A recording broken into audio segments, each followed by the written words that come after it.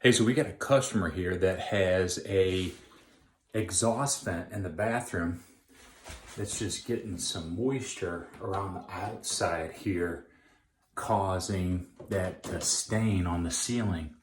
So I'm going to show you why that's going on and what we're going to do to fix it today.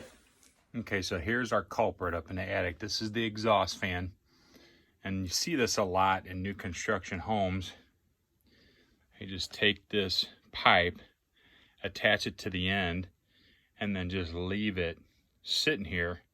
And what happens is that hot air that's coming up from your bathroom mixes with this air up in the attic, which is cooler in the wintertime, and then it causes a condensation, and it leaks all the way back down there because that pipe's not insulated, and then just stains that ceiling. So we're going to do something to fix that up today. We can even see here that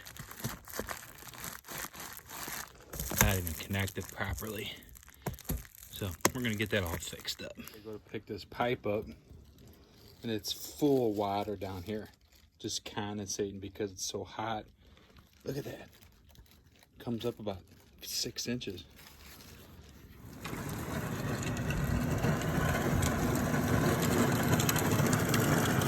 So I don't like using that plastic venting.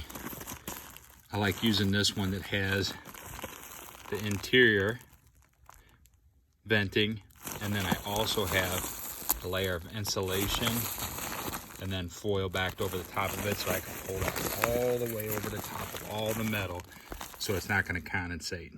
Get that sealed up nice and tight. Okay, so here we are all finished up, sealed as it goes outside the house with the interior and the exterior insulation, and insulated all the way back